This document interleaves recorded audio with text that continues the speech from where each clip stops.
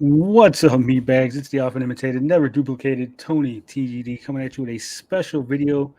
I'm going to be joined shortly by the man responsible for the company man, developer, awesome guy, Mr. Andrew Teo. We're going to bring him out. We're going to have a little conversation. We're going to talk about his journey into development of games, his love of the office, maybe we get some little inside information, and of course, we're going to talk about the company man. So here he is, the man of the hour, the man we've been waiting for, been telling you about him. Here he is, Mr. Andrew Teo. What's up, Andrew? How's it going? Hi, Tony. Hi, everyone. Really excited to talk to you guys today, hear what questions you have to ask, and share with you about what we've made. Uh, yeah, we're very excited to have you here. I've been telling my audience ever since we looked at your game, that we had reached out to you. There was a little snafu, with the time zones and the PR guy. He was supposed to tag you in an email chain, and he didn't. And there was all kind of mess. I got busy, you got busy, but it's okay because we're here now. Uh, so the company man just recently got up on the Nintendo Switch. It was previously on Steam. Um, I think the first thing people want to hear about is, how did you get into games development? How did your journey, because I know you're a fan of video games, obviously. I heard you like Pokemon growing up. So why don't you tell my audience, how did you get into games development? Right. So, actually, for my first job out of university, I actually joined outsourcing video game studio in Malaysia. It's called Lemon Sky. Yeah, it was a great company. I just went there, but we mainly did outsourcing artwork. So I realized, so for those of you who don't know, I'm actually in a Southeast Asian country called Malaysia. That's why our time zones are so different, Tony and I, who's in Chicago. So we're almost on the opposite ends of the globe right now. And in our part of the world, actually, it's very rare to have people join the video games industry. And if you could join, it's mainly through outsourcing company that focuses on artwork. But while I was working there for about 2 years. I realized, wow, we actually have the talent to do really great art and animation. We just need to have the courage to start learning how to do game design and programming. So I had no background. I actually have a business degree, but no training in how to use Unity, Unreal. In fact, I didn't even know what all these things meant, these game development engines. But I had a real passion for telling our own stories made by Malaysians. So I decided to take a leap of faith. We started with making our own prototype. We knocked our head around. It's really hard here because we don't have people to actually ask, how do you do this or stuff like that. Everything we learned off the internet. We watch tutorials, we watch game developers, platforms like this, where developers come on and share the behind the scenes was really valuable for us. We watch everything about the games that we like and then sort of try to reverse engineer and try to add our own little spin to things. And that's how we ended up making the company met. And while you were learning to make video games, because this was your first game, First was the ever. company man? Well, yeah, was the company man your original idea, or did it start somewhere else and evolve into the company man? Yeah, it definitely was my original idea, but I didn't have the framing of a genre of games. I didn't know that it was gonna be like a 2D platformer or a top-down game. I actually had just thought it was like there's so many similarities between real life and video games, the video games that I was playing, right? And like, because we like watching this show called The Office, which makes fun of office culture. Then when I started working, I found out some of the characters are real, right? There's really awkward people in the office, the people that are really sassy, passive aggressive. But of course, there are people who are really nice as well. I don't want to just like bash my previous office. There's great people there as well. But I realized it would be so fun to have a game that makes fun of office culture and a game that where you can actually hit your boss and shoot emails at your coworkers. That was already an idea in my mind. Then after that, when getting into the greedy of me communicating my ideas to the team, I began to realize I didn't have a lot of the language that I needed to describe the game I wanted to make, because I actually didn't have a very clear idea of what I was going to make. So I did a lot of research, reference the games I like, then tried to figure out what could fit and what within the scope of work of what we had, because we were completely self-funded at that point. We didn't have a publisher. So we just did everything from scratch and tried to learn how to make things. We figured out a 2D platformer was a really great way to tell the story, because I think there was maybe one other game that did it from a top-down perspective. You guys can check it out. I think it's called HR Marketer by Adult Swim, but it was like a web-based game. So this time we thought, okay, how can we contribute? I think a 2D platformer where it's like really physical, really like there's melee combat, there's range combat, real time, like really fast paced action, and precise movement, just like the games that we like. Then we just thought this was the perfect genre to showcase what we wanted to do. Sounds good. And what games were it that influenced the company, man? What games were you referencing when you were coming up with the ideas, creating it? Yeah, so I think definitely for sure one of the largest influences was Hollow Knight. So Hollow Knight is a game that's very close to our hearts. We just thought like it was made by a small team. These guys just like threw themselves at it. What we really loved about it was how it wasn't. I think definitely some of the stuff that they did was very unique. But in reality, what they did was they blended the animation, the storytelling, uh, the world building, and the combat together in a way that was so seamless, and all these elements added to each other. And when I saw how they did it, it was just so inspiring because when I actually we actually studied Hollow Knight a bit later once we were trying to figure out our concept.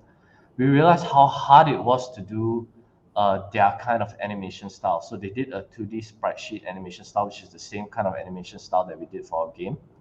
So for our game, we used like 24 frames. You actually have to draw every single frame per second for the game. You have to multiply that by how many characters you had. So for Hollow Knight, they had like this crazy volume of characters that you can discover, talking animations, resting animations, animations they made just for laughs. So we really tried to focus on that for our game as well. We worked on a lot on our animations. In fact, we had a batch of animations that, as because it was our first time working on it, and we worked on it for about 3 years. So the early animations, there was a batch of them that we actually got better while we were making it. Then we decided to just throw out about a quarter of the early animations so that we could just make sure that the standard was really at a level that really reflected where we were at the end of the project. Yeah. And I heard you say that you took a lot of influence from the TV show The Office. I'm a huge Office fan. I love it. I think I've watched the Yeah. entire series like 6 or 7 times. I always tell people that I'm like Jim. I see myself as Jim. Other Yeah. people tell me I'm Michael. I'm more of a Michael Scott. Who do you identify with as far as the Office cast? For me, definitely Jim. That's why the main character in our game is actually called Jim, just like as a little reference to the Office as well. The main character for our video game, the compliment, is called Jim. He's called Jim as well. So Yeah. yeah, definitely resonate with Jim. And when we told this story, we wanted it to be about this everyday guy that's in a crazy world. So I think The Office was a huge. We actually watched it 8 times, so we have like about two on you. I watched it growing up. You know that in high school, this was the main TV show that my group of friends were laughing at. We're pretty like a bunch of dorky kids laughing at all the jokes. Then we would try to replicate the jokes. Imagining the workplace we would go to. Then their sense of humor, the awkward pauses and things like that. Those were things that I actually wanted to bring into the game, but we realized because the Office was told with this really great mockumentary style filming where they zoom into your faces. and then you can see the facial expressions of the characters, and then there's an awkward pause that's really uncomfortable but really funny. But we couldn't do that for this video game because there's this element which is like the human interaction, right? So we wanted the player to always have the ability to put in input to control movement. So he can't just stand there in an awkward silence and look around. We did try to create some of those moments in our own unique way, but we realized also we can't zoom into the character because we were doing like this really tight sprite sheet animation that we had to work around that. So we decided to go with this really wild, elaborate anime style that we also grew up with. We blended the two together, and that's how we came up with like the tone and the humor of the company. It's just wild, wacky, anime sort of version of The Office. Makes fun of office culture and has this. Even though it's a small character on screen, he has this really big, wild reactions that you find in a Japanese anime. Yeah, I did notice. I've seen some other games come out of Malaysia, and it has that same almost anime style, but almost traditional. It's like a mix between anime and traditional uh, American animation. It's real unique, and you could kind of Oh, which almost tell. games?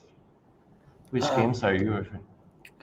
uh, at the tip of my tongue, I can't tell you, Is but it it is was it like a Nail Straight daughter Works? raising simulator was one of them. It was like, Daughter man, Racing Simulator. Wow. yeah, Okay. and I should know this because I actually got a review copy for the game. Okay. Uh, like, I'll look it up later and I'll let you know what game it is. Okay. Is there any Easter eggs or any other references to The Office besides Jim's name? Okay, so if you play the demo on the Switch, you actually get to meet this character called they're actually the twins. That they look a lot like Dwight. Yeah, Yeah, from I've The seen Office, that in and your his Twitter weapon, feed. his weapon is actually like a whip that's using a phone. So he's using like a really old cell phone and he's whipping you with it and trying to get you to do work. So yeah, that character's in there as well. Yeah, we have a bunch of references and also like a bunch of yeah, like really interesting ways where we use office tools as weapons and stuff like that. No. So going back to you starting Forest, why don't you explain to my audience what does Forest mean? I see it's spelled. It's not traditional Forest spelling. It's got a unique spelling. I know there's a story Yeah. behind that. Yeah, so like I don't know whether it was in this once we started recording, but before I was just sharing you about why I started for how did I get into this. Previously, I was in an outsourcing company. I wanted to start something which is like quite literally for us, right? And in Malaysia, there's actually a lot of literal forests around us. We're actually in the equator, so there's a whole bunch of trees around. I thought it was just a beautiful representation of what I was trying to build with this studio, and what every single person that joined our studio really resonated with was we wanted to build something for us, for our community, um, the people in Malaysia, to have a way to tell our own stories to the world. And also, forest has this beautiful meaning behind it, where something can start from a seed and become a forest. Um, so, sort of seeing a forest from the trees, and how one individual tree by itself is actually quite vulnerable to the elements, but a whole bunch of trees together, coming together, creates a climate that can control humidity, can control water flow, and all sorts of things. And a forest can survive and thrive uh, out of that. Yeah. Actually, I was the true story also is like there's a really dorky thing that I like doing is like that I actually have a book on the side of my desk right now called The Hidden Life of Trees. And it's just a story about it's not really a story, but it's actually about this biologist that studied um, how trees are actually connected to each other, and trees actually talk to each other through their roots.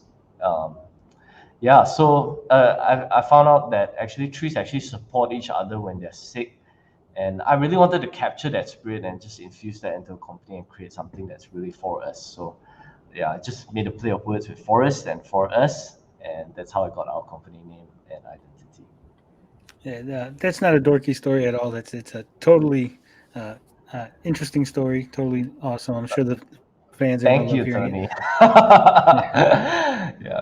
Uh, and I know you started this Forest Studios on your own. You had some help. I heard in another interview from your family, some support. What were some difficulties just getting this off the ground? Were they just in your corner the whole time, or were some of your family and friends telling you this is a bad idea?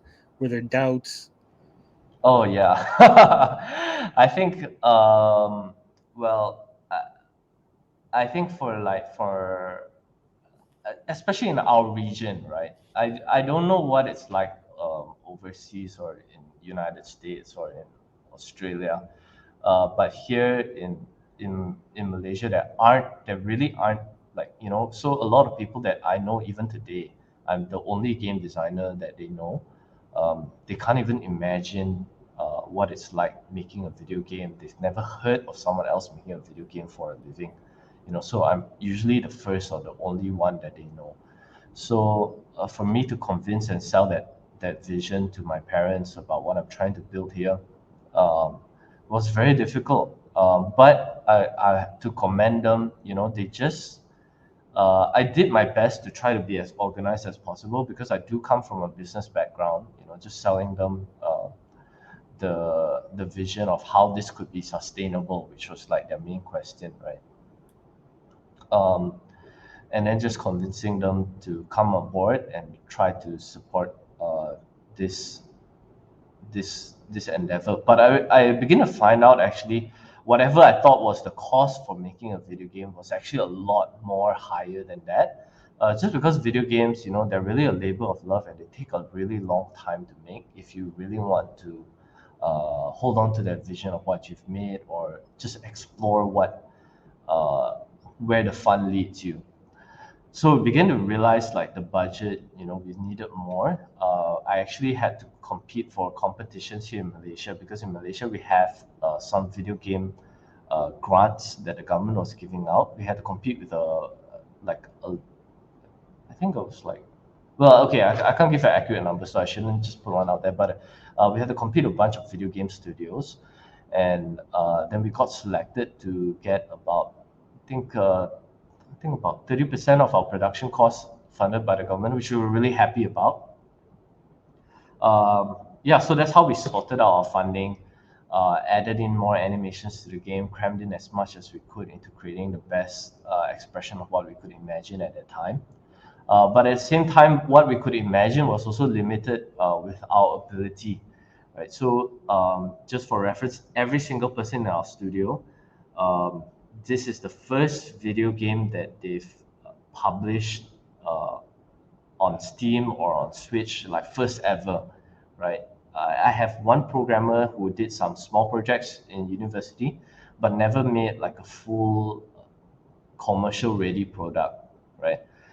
Then other than him, nobody else has ever made a game from start to finish in our studio, including myself, and I was directing the project. So it was a huge learning curve. Every single person had to learn how to make things, even like how to like really basic stuff, like how to make the size file compress properly, how to make it fit within devices, how to make what are the differences between publishing on Steam, publishing on Switch, all these little boring stuff that we may not pay attention to as a gamer. We really had to study like the details of the resolution and figure out all, like how to make, like, what does frame rate mean in terms of production, right? So all this stuff we had to learn. Sometimes the hard way. Actually, we think everything's okay. We put it together. I can give you one really crazy example. So we had this bug in the game, like for Steam, where the cutscenes were looping, and we found out that we actually made the video game take the native language of whatever language it was written for the PC version, right? So for some of the people, they were playing on a German language setting. So that actually changed like our, I forgot which one it was. It changed either the semicolon to a comma or a semicolon to a period. It was like some very strange grammatical practice in the German language. Well, not strange, but it's just different. So that actually caused our game to have a bug, right? So we had to swap out our backend to focus on just making sure everyone runs off the language the code was written at, so that the game will run correctly. Yeah. So all sorts of crazy things that cause like mad panic and sleepless nights, and we're figuring out like this gamer in Germany is like, why is this happening? Then we don't know what's going on. Then we have to dig through all sorts of code and try to figure out, because every computer that we tested it on in Malaysia, it worked. Then we sent it to our friends in US or in Australia, it worked. Then we found out, oh, okay, it's just this computer in Germany, right? Yeah. That's crazy. I don't think I would even be prepared to handle something like that. It must have been really really stressful dealing with a weird bug like that. Yeah. But I just try to recall, like this guy really wants to play our game and he really likes us. And I really want him to like us and have the best experience possible. So I was like running around trying to figure out, and especially in Malaysia, we don't have anyone to ask. There's no like senior developer like, hey, did you encounter this issue before? There's no one like that here that we could really ask and figure out what the issue could possibly be. Because we have a bunch of developers here, but very few that actually publish their game to the store. We have a really great developer here. He made this game called Rhythm Doctor, but that's like a single input game, and so the technical demands of that versus the 2D platform was a bit different. Yeah, so there's very few people who could actually ask this. Like not many people that actually publish a 2D platformer game here in Malaysia that I could ask. That's got to be crazy. So you said that everybody working on the game, the company man, this is their first game. How did you put the team together, and how many team members does Forest have? So for us, for the company man, we actually had 4 people working full time on the project, but we also had a bunch of freelancers, people who came in at different points of the project. Like for example, the sound team, they came closer to the end when everything was already set up. They could have a visual of what the game was going to look like. Then they came in and started making the soundtrack. Um, I think total we had about like uh, 10 people working on the project. But full time, just 4 of us. It was just really a group of people who really believed in the vision of the company, as well as the idea of the game. Really resonated with them. They had skill sets, but they were from different industries. So our animator actually came from the film and advertising industry.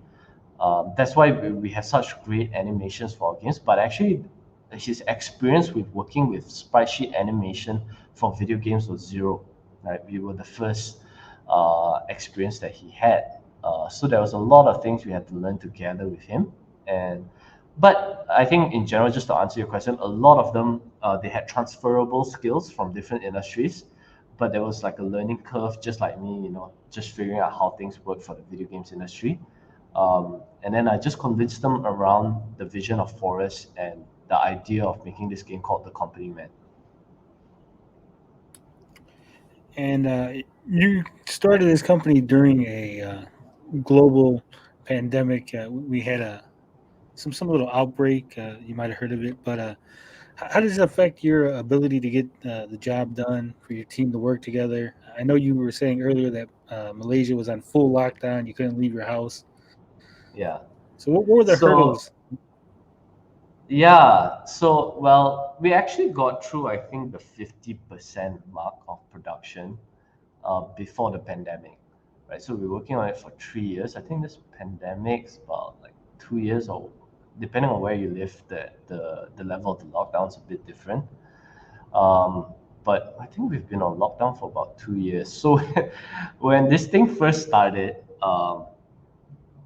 okay, so I didn't read up about it that much at first because I was so busy trying to figure out how to make this game that I completely like closed myself out from like outside news. Um, then my programmer was like, "Hey, this thing's like might be really big. I think that time we were like in August. Then he's like, I think this might last till September. He was saying like August to September. And at that time, it just sounded crazy to me that we could actually be in like a physical lockdown till September. I was like, okay. Then I was actually laughing. And after I read up on it, then I realized, whoa, this thing might be really serious. Then, so in Malaysia, we took like a really strict approach to dealing with the pandemic. So they actually closed out highways, and like we had police officers, army on the highways. We can't cross towns even. The suburbs were closed off as well. So my programmer actually was staying with me at that time. So he was working the mail. We worked together from home. And then our artist, fortunately, she was actually from a different region of Malaysia, but she moved to the same town as us. So our production continued as usual. But I think eventually, our programmer and our artists, they really wanted to visit our family because this went into years. So I decided to just have a work from home policy. We set up everything through working through the cloud, through Slack, through Google Suite, and just sent everyone home so that they could work with their families. We had to write letters to the government in order to allow for that. But I think eventually where we are now, things are loosened up. It's probably the same as pre-pandemic, almost the same. Just that we have to just sort of have check-ins and things like that. But for us, right now, it's just that we're working from home, and everything's going on as usual. It's going great. There's no hiccups in production because I think we've gotten used to working it because it's already 2 years. Yeah, so it's working exactly fine. Uh, that sounds like you guys, worked through it. You worked through your struggle, worked through the pandemic. You figured it out, which I've Yeah, seen some well, bigger companies not make that, not be able to handle. So it's real good that you guys were able to do that. yeah, it was actually well. I think in this scenario, it actually was an advantage that we were so small because we knew each other personally, and we were like, so for instance, like in a bigger company like 200 people, you might need an animation done, and that animation might be in an animation department, and you need like there's like 30 people there, and you need like the 29th person, and you don't have that personal relationship, uh, and having that rapport built up for the like first half of the game development was really important for us because everyone's really comfortable with each other. Everyone's willing to ask. The expectations were really clear. Who is doing what is acceptable for us to expect from each other within each timeline. And I have really great people working with me, so I could really trust them to finish their work on time. Or if they hit a roadblock, they could communicate that with me. So yeah, it ended up working really well for us because yeah, everyone's really familiar, and yeah, it turned out all right. Yeah. So you guys got the company man all wrapped up. You finished. Were there anything that you left on the cutting room floor? Anything you wanted to put in the game that you just weren't able to get done?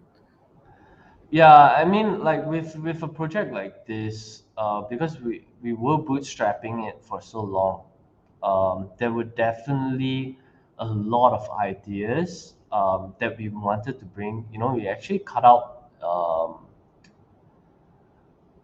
yeah, like there were a lot of like crazy ideas. So we just went wild at the start, right? We just imagine like what is the craziest office department idea that we could make fun of. So we have like accounting, which is like a ice level that's in the game. You have to balance, just like you're balancing accounts in real life as an accountant. Then we also make fun of it by having a team, sort of like the aircon is on and it's too cold and it's freezing. So like there's a whole bunch of ice hazards all around the office. So we were playing with the idea. We have a whole bunch of crazy ideas. Like we have this legal department that we wanted to do that's like completely robotic. But we had to like figure out what could we do with the team that we had and the resources that we had. and a whole bunch of crazy ideas that, or I'm just trying to figure out what can I tell you, because if this game does well, we definitely want to make another one, with yeah, with the full suite of ideas that we had, you know. So that was actually going to be my next question. If you were planning on either doing DLC or just making a Company Man 2 follow Yeah. up. Okay, so right now we're actually working on our second project. I can't tell you much about it, but we're really excited about it. In the meantime, we're going to see the response for the company man before making a decision on whether it's sustainable for us to make a DLC, um, make a company man 2. These are definitely things we'll be really excited to work on, but we have to see yeah, the response to this one. So if you guys really like this idea, you really like this concept, go out and support the game. Give us your honest feedback as well on how we can improve, because this really is our first endeavor. But in the meantime, we're working on a completely different concept that's completely different from the office space that's reflected in the compliment. We're excited to see how other people respond to that as well. So, yeah, a lot of things that are really exciting coming out in the pipeline. I hope you guys stay tuned to us on Facebook, Instagram, Twitter, even Reddit, yeah, Twitch. Just follow us wherever you can. Show us your support. Tell us what you think about the game, how you think we can improve. We don't have like a very big feedback loop here in Malaysia because we don't have a lot of fans, video game fans, or fan events where we can meet a lot of people here. So we definitely love to hear from the digital community what they think about the game, as well as how we can improve. Yeah, awesome. So I'm going to get to the next project you were talking. I'm going to try to break you down. I'm trying to get some secrets out of you. But Okay. before I get to that, I want to ask you how. I know, 'cause like I said, you are a small company. Yeah. How has the marketing for the company man been? Any hurdles, any struggles trying to get the word out about the game? I myself, I didn't hear about it, like I said, until Gary. He had told me about it. He's Yeah. like, hey, this just came out on Switch. I didn't even know it was on Steam until I started looking into it. So, Yeah. what kind of struggles was it to get even people to know that the game exists? Yeah, so let me just give you a, point of reference that I found out like probably at the end of the project is that Steam, because when I made it, started working on this game 2 years ago, Steam wasn't nearly as saturated as it is now. There's so just for our genre 2D platformers, there's about I think 600 games that come out every year in the 2D platformer genre for Steam. So this information I got from Steam Spy, Steam DB, and also from Steam itself, right? So what that means, of course, they come in at different cycles, but what that roughly means is every 2 days, two 2D platformers get launched on the platform on Steam. So it's really, really crowded. If we're on the Steam platform, I think probably it's like we're only on the front page for like 4 hours, and we're like a really small blip. So to depend on the Steam itself to do the marketing for us, I think the reality of that has passed actually. Because last time, uh, probably Steam, the library is really small. Um, just being on Steam was a marketing event in itself. So for us, we had to learn the hard way. We exhausted all our budget on production. We had nothing left over for marketing. So we just relied a lot on social media, sending our message out. We took whatever money we got from the Steam release, we put it back into marketing. We invested it into digital ads. But we also realized like, hey, we actually can get a publisher for our Switch because we took the step of faith. We just went with Steam first, and then after that, we got a bunch of people reaching out to us to publish our game on the Switch and on other consoles as well. So we went through a whole bunch of inquiries. We went with Leoful, so they're helping us with our Switch release, and really excited to share our project with them. and they invested more money into advertising, getting journalists to cover us, getting news outlets to cover our game, getting our game out on the Nintendo official channel. So Nintendo has a lot less games in terms of a library, and they invest a lot more in advertising and supporting the indie games that are on that platform. Whereas Steam is just like, you're on this platform, our algorithm will advertise for you.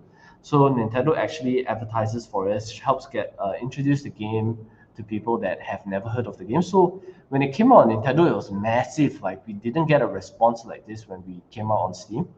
It sort of reflected where Steam was, like I think probably like 10 or 5 years ago, 5 to 10 years ago. Um, yeah, and really gave like a really great marketing push for us, and thank God for that, because I think it really helped us out. And do you see yourself putting the company man on other platforms? Are we going to see it on Xbox, PlayStation?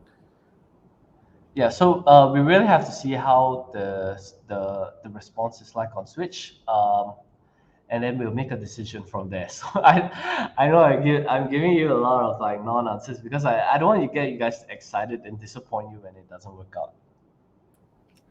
No, they're not Yeah, non-answers. They're truthful yeah, answers. My audience will appreciate that. If you don't know or if you're unsure, it's better yeah, to just lay it out there. This is how it is. We got to wait. See yeah. how Because well it does. we are a really small studio, so I think like just the realities of production and the cost of marketing and porting the game, we have to take like all these decisions step by step, because they're really like, just to convert to a different platform, maintain it. It's not like just flicking a switch. Like I used to think it was that easy, but then I realized how much stuff we have to do and make sure that we really connect with our fans on each distribution channel, not just dump it on that platform and just leave it. So yeah, we really want to do it right. So we need to take this decision step by step. And was it easier to put it on the Switch versus putting it on Steam as far as um, porting it over, working on the code? Was it a simple port, or was there actually a lot of extra steps you didn't anticipate? Yeah, so yeah, that's actually a really great question. Well, I don't know if any of you listening, you guys are developers as well. On Steam, there's it's a bit easier to get on the Steam platform. On Nintendo, there's a lot more sort of gateways that you have to pass through, a lot of checks, a lot of quality assurance that they do. They even I think they even check like the languages, ESRB ratings. Um, but from a technical standpoint, it's actually easier for us to produce a game direct to Switch, in my opinion, than on Steam, because everyone's PC is a little bit different. Everyone's hardware is a little bit different. They might have a different graphic card with a different um, motherboard and a different language setting for the motherboard. Then their graphics card has a different setting. So there's all sorts of weird bugs that might pop up once you release on PC, and like gamers might have like for instance, like someone might game like on a 21 by 9 inch screen or ultra wide, whereas most computers are, yeah, everyone has a different setting. So but on Nintendo, it's just one setting for everything, right? Everyone has the same hardware. You know exactly, you can test it on a Nintendo hardware, and if it works, it works. If it doesn't work, then it doesn't work. So you already know like how to bug fix for that. But for PC, it's like a blue ocean of issues that you could never imagined before. Yeah, I've heard other developers say similar things. Because, like you said, PC, there's so many different settings, configurations. Whereas Switch or even an Xbox or a PlayStation, it's just this is what it is. It's real simple as far as one setting for everything. Yeah. Um, Now, you were talking about future projects. Can you give us just a little taste of what genre, what maybe style of games it's going to be? Um, well, okay, I'll say this because I did talk about it just now, right? Like this forest and then talking between the roots of the trees and having this fungal network that's communicating each other. So that's the most I can tell you. I'm building something around that concept because I just got so into it as I was building this company and how much meaning there is in our natural world. And I really wanted to explore that in a video game format and just share this wonderful message that our natural world has that reflects the value of community and the value of taking care of each other in the natural world. Oh, sounds interesting. Sounds very intriguing. Uh, I can hear the passion in your voice. It kind of reminds me when I don't know if you ever heard of Ed Annunziata, the guy who made Echo the Dolphin. If you hear him talk about dolphins in the ocean, he has that same passion. He wants to bring that to the game. So you kind of remind me of that just a little bit. Thank you. That's a Now, really big compliment. Gary, he's really big on physical media. Me myself, I prefer digital. I don't want a bunch of stuff clogging up my shelves. But Gary's really big on on physical, and so he wanted me to ask, do you have any plans on a physical release in the West? Because I think I seen that there was some physical media for the company man in the Asian region, but there was nothing for the U.S. American region. Yeah. Yeah, I think we definitely can announce that we're releasing our physical release here in Hong Kong, Taiwan, Southeast Asia. But at the same time, my answer is the same as the previous one. We have to see how it goes. So it's actually more expensive to produce a game physically than just digitally because we actually have to pay for the production cost of the actual material, the CDs, um, before and the packaging and everything and the delivery to the distribution. So we decided to just commit to that for the Asian region first because we seem to be getting a lot of traction for Asia. Then yeah, if it goes really well, then of course we'll definitely love to go to US. But for right now, we can only promise Asia. Gary's gonna be a little disappointed hearing that, but Sorry, hopefully it Gary. does. Yeah.